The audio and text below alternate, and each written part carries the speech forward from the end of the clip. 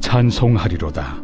하나님 곧 우리 주 예수 그리스도의 아버지께서 그리스도 안에서 하늘에 속한 모든 신령한 복을 우리에게 주시되 곧 창세전에 그리스도 안에서 우리를 택하사 우리로 사랑 안에서 그 앞에 거룩하고 흠이 없게 하시려고 그 기쁘신 뜻대로 우리를 예정하사 예수 그리스도로 말미암아 자기 아들들이 되게 하셨으니 이는 그가 사랑하시는 자 안에서 우리에게 거저 주시는 바 그의 은혜의 영광을 찬송하게 하려는 것이라. 우리는 그리스도 안에서 그의 은혜의 풍성함을 따라 그의 피로 말미암아 속량 곧 죄 사함을 받았느니라. 여러분 안녕하세요. 우리가 계속해서 이 한 주간 이 주님의 은혜, 이 하나님의 응답으로서의 어떤 예수 그리스도를 보내주시고 또 주님을 받아들이고 믿는 우리의 응답과 또 그 의미들 뭐 이런 것들을 함께 나누고 있습니다. 오늘은 특별히 그래서 우리가 이 구약의 제사와 또 예수 그리스도의 이 십자가 사건의 어떤 관계들, 그 의미들이 어떤 의미들로 우리에게 주어졌는가 뭐 이런 부분들에 대해서도 함께 좀 나누면 저 주님의 십자가, 예수 그리스도의 십자가 사건이 또 오늘 우리들에게 어떤 큰 의미가 되는가를 훨씬 더 깊은 이해를 가지고 나아갈 수 있다 생각되어서 오늘은 구약의 제사와 예수 그리스도의 십자가의 제사라는 또 주제를 가지고 함께 은혜를 나누기를 소망합니다. 그래서 우리가 이 시간은 죄사함을 좀 중심으로 이 예수님의 십자가 사건 이런 것들을 좀 함께 나눠보려고 해요.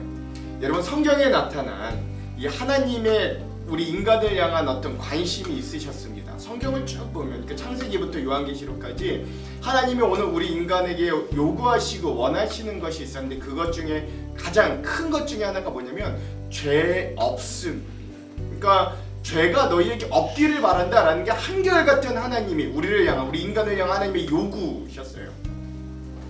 그리고 우리가 마지막 날 하나님 앞에 설 때도 그때도 하나님의 어떤 판결 기준, 하나님의 기준은 너희에게 죄가 있느냐 없느냐 이것이 하나님의 판결 기준이다라고 성경은 분명히 이야기하고 있죠.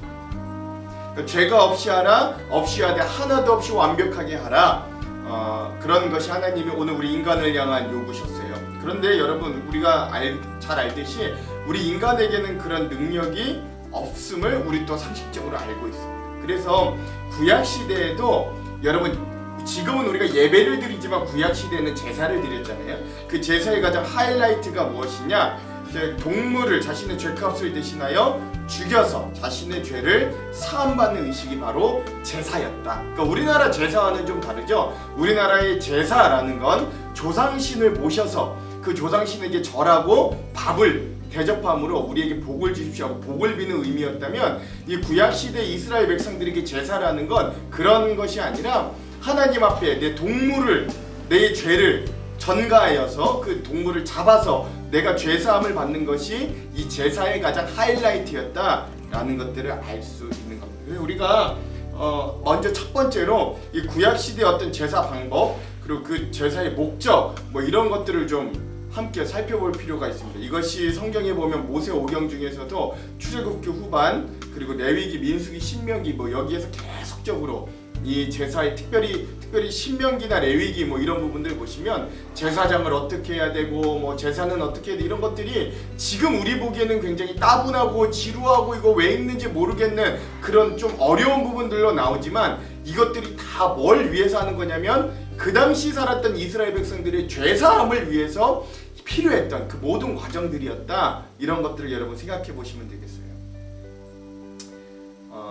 그것도 사실 어떤 의미냐면 여러분 이런 거예요. 그러니까 엄마가 어떤 집을 나설 때 자기 아이들에게 엄마가 어디 집을 나서니까 너희들이 뭐는 망고는 냉장고에 있으니까 그걸 꺼내서 칼은 뭐 어디 싱크대 어디에 있어 그거를 꺼내서 그 칼로 망고는 어떻게 잘라서 어떻게 해야 너희들이 가장 맛있고 깔끔하게 먹을 수 있어요. 일일이 세부적으로 다 적어준 편지 글이다. 그래서 그 자녀들이 다치지 않고 가장 온전한 상태로 엄마가 없이도 생활할 수 있도록 해주기 위해 엄마가 남겨준 편지와 같이 뭐 레위기, 신명기 뭐 이런 우리가 지금 보기엔 어려운 문서들이지만 그 모든 것들이 다 너희들이 죄 없이 살기 원한다. 너희들이 정말로 죽음을 당하지 않고 죄로 인해 심판받도록 내가 이 세상을 만들어놨지만 그런 나의 방법과 원리 너희들이 죽음 당하지 않고 용서와 사함을 얻기 위해 너희들이 이렇게 제사는 이렇게 제사장은 이렇게 뭐 제물은 이렇게 아주 세세하게 적어놓은 어머니의 편지 같은 글이 바로 그런 글이었다라고 인식하시면 훨씬 더 건강한 우리 믿음의 인식이 될 것이기도 하죠. 어쨌든 우리가 지금 가장 첫 번째로 볼 것이, 그래서 우리가 그 구약 시대의 어떤 제사의 종류, 세부 절차, 방법 뭐 이런 것들을 좀 간단하게 한번 좀 살펴보기를 원합니다. 굉장히 다양했고요. 그만큼 다양한 의미를 가지고 있기도 합니다. 먼저 이 제사의 방법은 4가지 방법이 있어요. 첫 번째는 화제, 두 번째는 요제, 세 번째는 건제, 네 번째는 전제라는 방법이 있습니다. 이 제사의 방법입니다. 첫 번째 화제는 뭐예요? 불화자 써서 모든 제물을 다 불살라 드리는 제사를 다 화제라고 이야기하고, 우리가 일반적으로 구약시대 제사의 이미지로 알고 있는 모든 제사가 다 보통 요 화제에 속한다라고 할 수 있는 거죠. 두 번째 요제는 뭐냐면 제물을 하나님께 드리기 전에 높이 들어서 흔들어 바치는 그런 제사를 요제라고 하였다고 합니다. 건제는 뭐냐면 이 높이 들어 흔드는 걸 요제라 그랬는데, 그냥 건제는 높이 안 하니까 들어 올리는 거예요. 이걸 건제라고 하고요. 전제라는 방법도 있거든요. 마지막 네 번째 전제는 이 피를 상징하는 포도주를 하나님 앞에 부어드려서 대신 제사를 지내는 방법을 또 전제라고 하기도 했다고 합니다. 이 방법으로는 이 4가지 방법이 있고요. 이제 이 제사의 어떤 목적에 따라서 제사를 구분하는 방법은 5가지 방법이 있습니다. 5가지 이 제사의 종류가 있습니다. 첫 번째는 번제라는 제사가 있는데요. 이 번제 역시 전체를 불살라 드리는 그런 제사의 방법입니다. 우리 어떤 죄사함 뭐 이런 것들을 목적으로 하기도 합니다. 소제는 뭐냐면 유일하게 피가 없는 제사예요. 그러니까 제물 어떤 동물이나 이런 것이 아니라 고운 가루, 기름 뭐 이런 것들을 섞어서 하나님께 불살라 드리는 그런 제사가 바로 소제다라고 할 수 있습니다. 화목제도 있어요. 세 번째 화목제인데 이 화목제는 뭐냐면 하나님과의 화평을 위한 제사입니다. 그래서 뭐 동기에 따라 어떤 건 감사제로, 어떤 건 내가 서원하며 드리는 서원제로, 또 때로는 내가 자원해서 드리는 자원제 뭐 이런 제사들로 구분되어지는 거예요. 그러니까 좀 하나님과의 어떤 관계 회복, 하나님께 기쁨으로 감사로 드리는 제사라고 할 수 있는 거죠. 속죄제가 있습니다. 속죄제. 이게 뭐냐면 하나님과의 관계를 회복하기 위하여 드리는 제사예요. 그러니까 내가 무의식적으로 지은 범죄이든 아니면 의식적으로 범죄를 한 것이든 내가 살면서 지은 허물을 사함받기 위해 드리는 죄가 바로 속죄제이고요. 속건제라는 마지막 5번째 제사가 있는데, 이것은 이웃과의 관계 회복을 위해서도 드리는 제사다라고 할 수 있습니다. 그러니까 하나님과 이웃을 적대관계에 놓이게 한 죄의 해결 및 보상으로 드리는 제사가 바로 속건제였다라고 할 수 있습니다. 방법도 많고 목적에 따라 드리는 것도 많네요. 너무 복잡하고 다양하네요. 뭐 이렇게 생각하실 수도 있는데요. 여러분 이거 다 잊어버리셔도 됩니다. 근데 어쨌든 이런 방법들과 이런 목적들로 굉장히 다양하게 제사가 드려졌다 라는 것들을 좀 알 필요가 있고요. 어쨌든 여러분 중요한 건 우리가 뭐 이게 다양성을 다 외우고 뭐 이럴 필요는 없습니다. 어차피 목사님이 있으니까 목사님이 나중에 물어보면 다 알려줄 거니까요. 그런데 중요한 건 뭐냐면 이 제사들의 본질과 핵심이 무엇이냐라는 거예요. 이렇게 다양하고 이렇게 많은 제사들의 구약 시대에도 이 제사들의 본질과 핵심은 무엇이냐, 이것이 가장 중요한 거죠. 그게 무엇이냐면 역시 여러분 잘 예상하셨듯이 이 제사들의 핵심은 바로 죄사함에 있는 거예요. 그들이 일상생활에서 지었던 죄, 모르고 지었던, 알고 지었던, 또는 어떤 인간 관계에서 또는 하나님과의 관계에서 그들이 믿음 생활에 있어서 하나님 앞에 내가 온전히 마음을 다하지 못할, 때로는 행위로 죄하였고 말로 죄하였고 생활하며 죄 지었고 모르고 또 내가 의도하진 않았지만 누군가에게 피해를 끼쳤고 또 죄를 범하게 되었고 이런 모든 상황에 대해서 그 제사의 핵심은 무엇이면 내가 하나님 앞에 나아가 하나님과의 관계를 회복하고 내 죄의 사함을 받는 자리가 바로 그 제사의 자리였다라는 것들을 여러분 기억하시면 됩니다. 거기에 플러스 화목제나 뭐 감사제 이런 것들을 통해 하나님께 복을 빌고 또 하나님께 내 간구를 아뢰고 뭐 이런 또 제사의 의식들까지도 포함되어 있는 것이죠. 이것이 바로 구약 시대 제사의 어떤 본질, 본류다라고 할 수 있는 겁니다. 그러니까 우리나라의 제사와는 좀 여러분 다르다라는 것들을 일단 먼저 좀 기억하실 필요가 있는 거예요. 그래서 이 제사의 가장 중요한 핵심적인 순서 중에 하나가 뭐냐면 내가 데리고 온 동물에게 내가 안수합니다. 제사장이 안수하는 게 아니라 본인 자신이 본인이 끌고 온 제물 이 동물에게 본인이 안수합니다. 안수하여 기도하면서 뭘 기도하냐면 내가 그동안 지었던 모든 죄를 이 동물에게 전가하는 거예요. 안수하면서 이 동물을 축복하는 것이 아니라 내 죄를 이 동물에게 전가시키는 겁니다. 예. 왜 그러냐면 여러분 이 창세기에서도 그렇고 여러분 뭐 다 아시겠지만 죄의 대가는 무조건 사망입니다. 그러니까 죄를 책임질 수 있는 방법은 생명과 피밖에 없는 거예요. 하나님이 그것 말고는 죄를 사할 방법을 없게 만드셨거든요. 그런데 내가 죽을 순 없잖아요. 내가 죄를 지었는데 내가 그렇다고 내 목숨을 자결해서 하나님 앞에 드릴 수 없으니까 어떻게 하냐면 그 생명이 필요한데 그 죄를 대속할 그 생명을 짐승으로 삼아서 그 짐승에게 내 죄를 전가시켜 그걸 그 생명을 하나님께 드림으로 그 피를 하나님께 드림으로 내 죄가 사해지기를 하나님께 바라는 그런 제사를 드리는 것이었죠. 그게 바로 구약의 제사였습니다. 그래서 이 죄의 대가, 그러니까 이 생명과 피를 요구하는 이 죄의 대가에 어떤 우리가 인간적인 반응으로 구약 시대에 할 수 있었던 최선의 방법은 이런 제사의 방법밖에 없었다라는 것들을 여러분 아시면 됩니다. 근데 그것마저도 여러분 그 나중에 예수님이 성전 정화하는 사건을 보시면 알겠지만 그 제사를 드리기 위해 나오는 그 사람들의 모든 정성과 이런 것마저도 이 대제사장이나 제사장들이나 이런 종교 지도자들이 자신의 어떤 뱃속 이익을 채우는 대로 또 이제 변질시켜 버리는 그런 일들도 이런 발견할 수 있는 거죠. 어쨌든 이 제사들도 그 당시 제사들의 방법도 굉장히 까다롭고 어렵고 힘들고 이랬을지 몰라도 그래도 그들이 그것들을 통해서라도 죄사함을 얻고 하나님의 백성으로 하나님 앞에 또 영원한 죽음을 당하지 않기를 바라시는 하나님의 사랑이 그 제사의 모든 과정 가운데 들어있다. 나중에 뭐 제가 여러분들과 뭐 레위기, 신명기 뭐 이런 제사와 이런 부분에 대해서 나눌 시간이 분명히 있을 건데 그때 한 번 더 그런 은혜들을 좀 자세히 나눌 수 있었으면 좋겠습니다.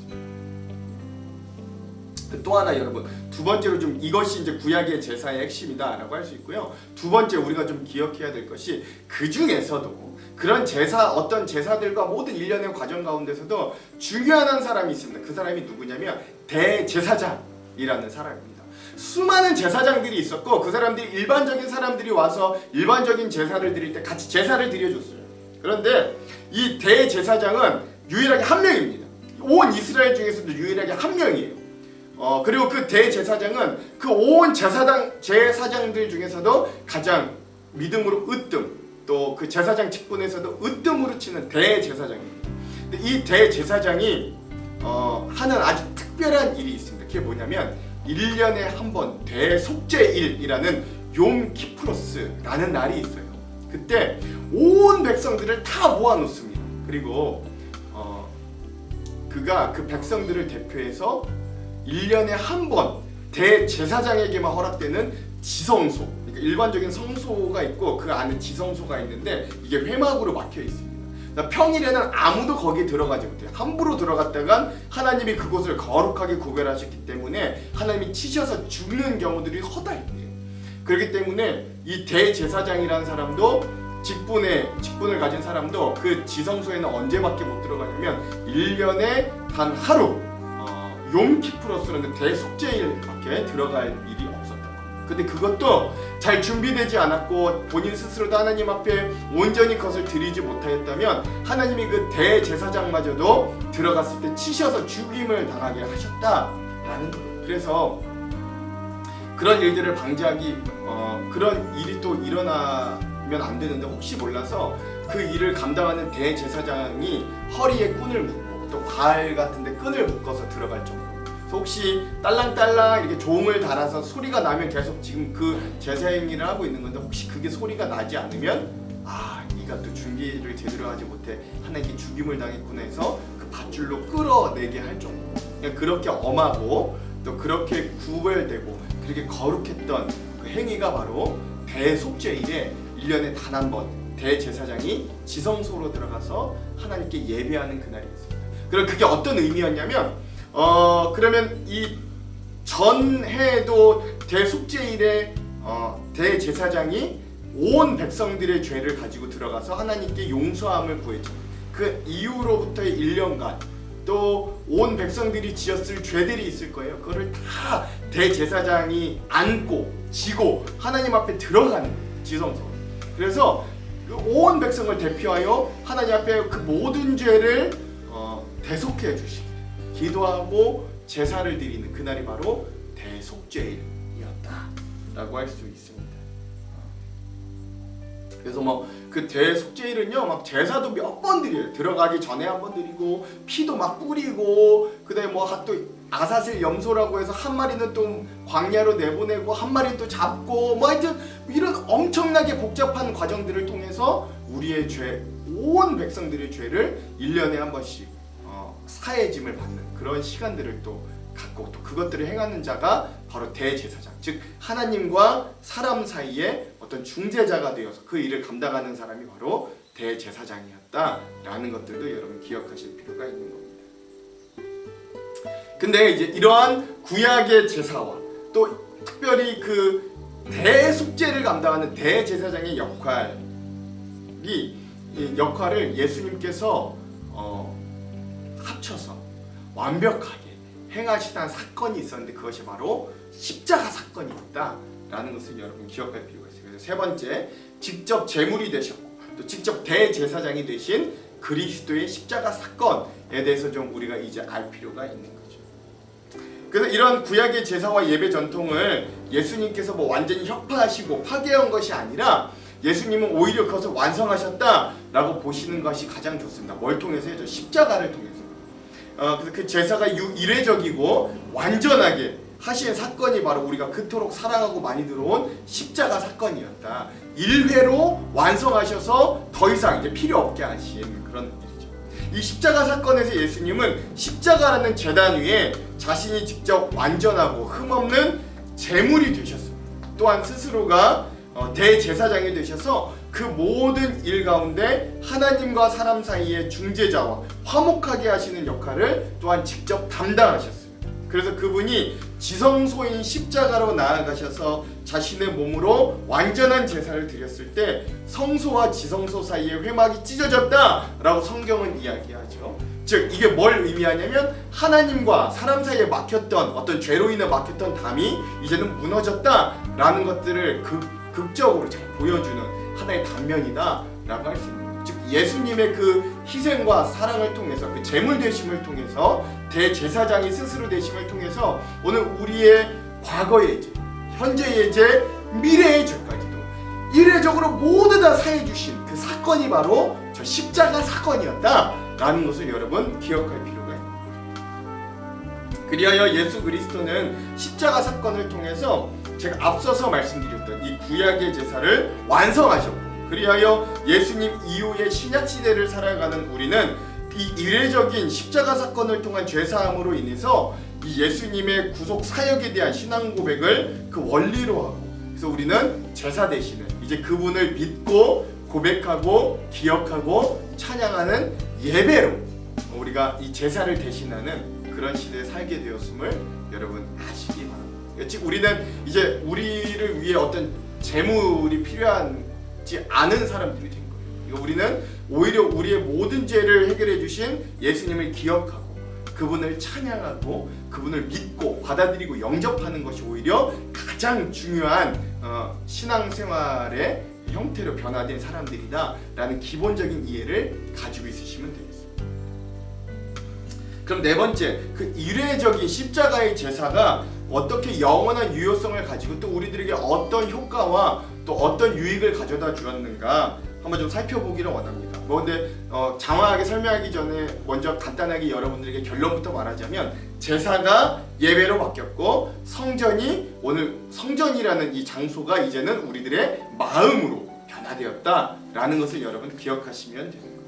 그래서 이 예수 그리스도를 받아들인 우리들의 예배의 자리는 이제 매번 우리의 죄를 사함받아야 하는 제사를 드리는 제단이 아니라 우리의 믿음과 마음을 드리는 예배의 장소로 변화되게 되는 거죠. 또한 교회, 성전이라는 개념도 이전에는 뭐 솔로몬 성전이다, 예루살렘 성전이다 하여 하나님을 어떤 특별한 거룩하게 생각되는 구별된 장소에 모셔드리는 개념이었다면, 그 주님이 계신 장소를 한정하였다면, 이제는 그 성전이 교회로 변화되었고, 교회가 무엇을 의미하냐면 이 교회당, 건물을 의미하는 것이 아니라 예수 그리스도를 주로 고백하는 사람들의 마음 자체가 성전이 돼요.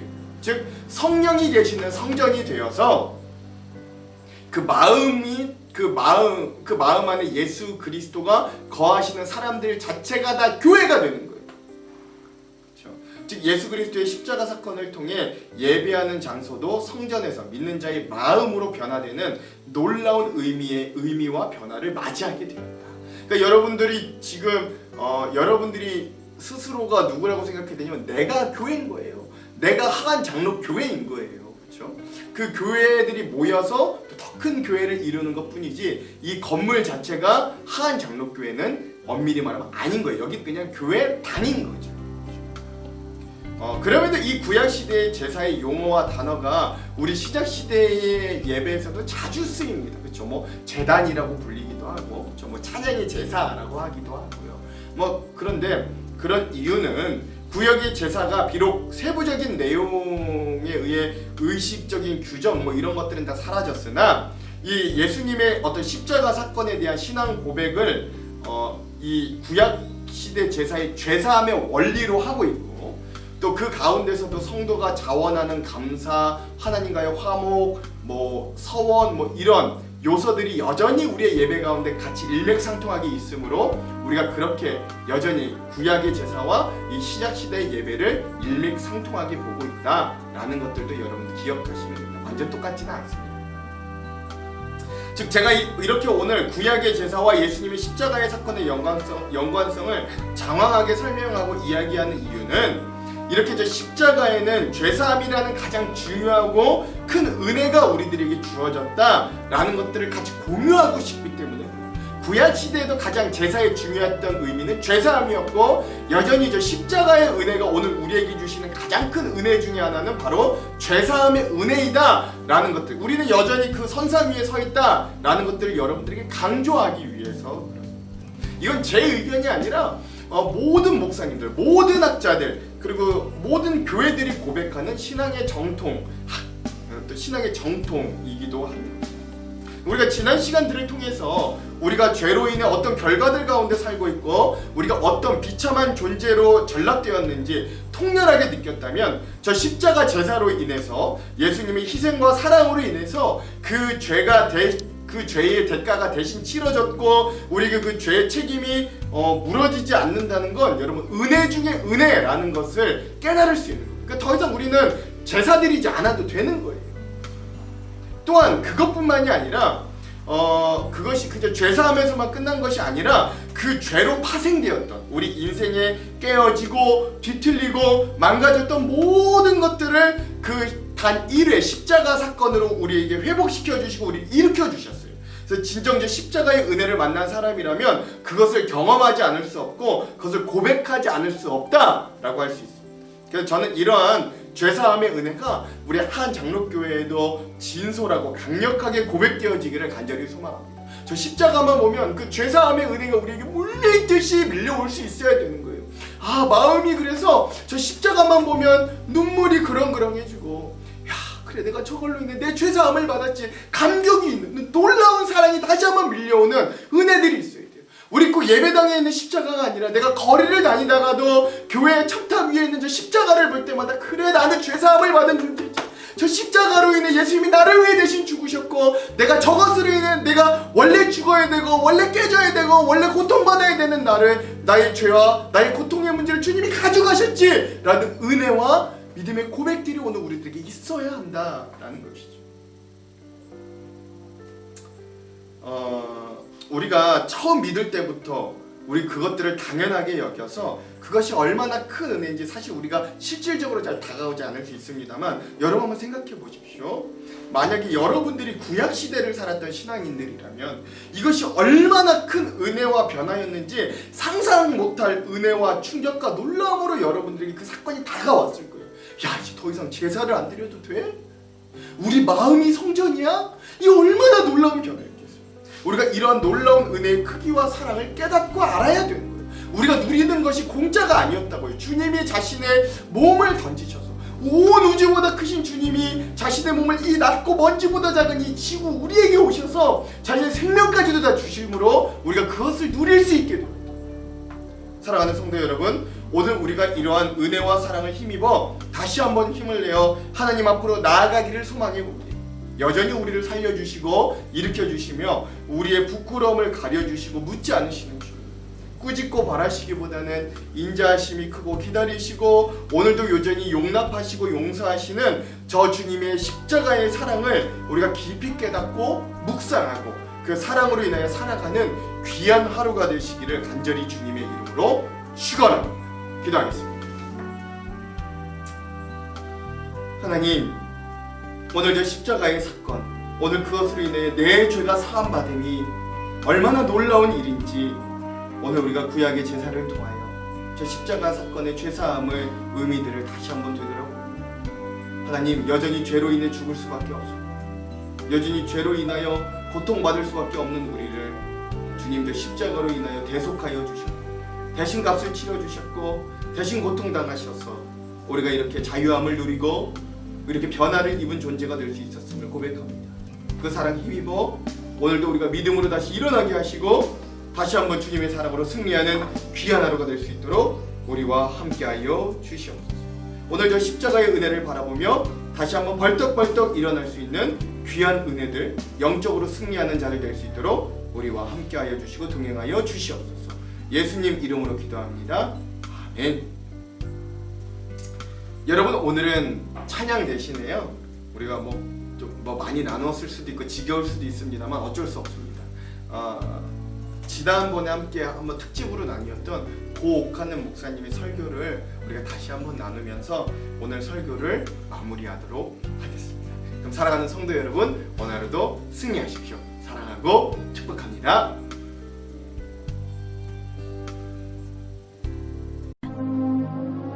하루에도 몇 번이고 주저앉고 싶지 않겠어요? 자신감은 점점 없어지고 불안해지고 두려워지고 사는 것이 겁나고 무능한 자신, 남처럼 앞서지 못하는 자신이 원망스럽고 나중에는 그렇다고 해서 자기를 붙들어주는 손도 없고 기댈 만한 데도 없고 결국은 우울증에 빠지는 비참한 일들이 우리 주변에 많이 있습니다. 이럴 때 우리에게 필요한 것이 있다면 뭡니까? 힘이요. 힘이요. 세상을 살 수 있게 하는 힘이요. 벌떡 일어나게 하는 힘이요. 자존심을 살려주는 힘이요. 절대로 기죽지 않게 하는 힘이요. 비틀거릴 때마다 붙들어주는 강한 손이요. 어떤 형편이든지 자족하면서 감사할 수 있게 만드는 힘이요. 힘이 필요해요. 힘이 필요해요. 세상을 살기 위해 힘이 필요해요. 내 안에 없는 힘이 필요해요. 밖으로부터 오는 힘이 필요해요. 이 힘이 필요하다. 어디서 이 힘을 얻을 수 있습니까? 십자가를 향해서 가까이 나아가 나를 사랑하사 나를 위하여 자기 몸을 버리신 하나님의 아들을 붙들고 그분의 그 놀라운 사랑을 내 마음에 다시 한번 체험할 때 힘이 생깁니다. 주님이 뭐라고 하시는지 알아요? 너는 네가 똑똑하지도 못하고 머리도 둔하고 경쟁에도 뒤처지고 쓸모없다고 그래서 살고 싶지 않다고 그러지. 그러나 야, 나는 네가 얼마나 좋았지, 나는 네가 얼마나 사랑스러웠지, 내가 너를 위해서 이렇게 십자가에서 대신 죽었다. 너 그거 잊어버렸니? 내가 이만큼 너를 사랑하는 것 가지고 만족하지 못하겠니? 내가 너를 이만큼 사랑해 주는 것만으로도 행복하다는 말 못하겠니? 너 인생의 짐이 무겁다고? 나는 너보다 더 무거운 짐 지고 세상을 살았어. 그러나 다 지나가는 거야. 나중에 내가 너에게 안겨줄 하늘의 영광은 세상의 고난과 비교가 안 돼. 여러분, 십자가 앞에서 주님이 주시는 이런 음성을 듣는다면 힘이 안 생길까요? 힘이 안 생길까요? 내가 이렇게 소중한 존재구나. 하나님이 나를 이렇게 소중하게 보시는구나. 나는 절대 시시하게 인생 살 수는 없어. 가난하다고 해서 나는 하나님도 나를 아무것도 아닌 것처럼 취급하지 않으셨어. 나는 소중한 존재예요. 여러분, 이런 자아의식을 다시 회복할 때 힘이 안 생기겠어요? 예? 내 당대는 고생할지 모르지만 내 자식 때 하나님이 축복해 주실 것이다. 오늘은 고생할지 모르지만 내일 아침에는 하나님께서는 나로 하여금 춤을 추게 만들어 주실 것이다. 우리 하나님 오늘도 살아계셔. 그분이 십자가에서 죽으셨어. 그거 생각하면 힘이 안 나겠어요? 여러분, 하루 10분만 십자가의 죽음을 묵상하십시오. 아무리 바빠도 하루 10분만 나를 사랑하사 나를 위하여 자기 몸을 버리신 주님 앞으로 다가가세요. 하루 10분만 그분 십자가 밑에서 흘러내리는 피에 여러분의 손을 담그고 그분을 우러러보십시오. 세상이 아무리 험해도 세상 살기가 아무리 힘들어도 다시 한번 일어날 수 있는 힘을 얻을 것입니다. 십자가에서 흘러내리는 하나님의 사랑의 힘이 우리를 벌떡벌떡 일으켜 세울 것입니다. 우리에게 자존심을 심어줄 것입니다.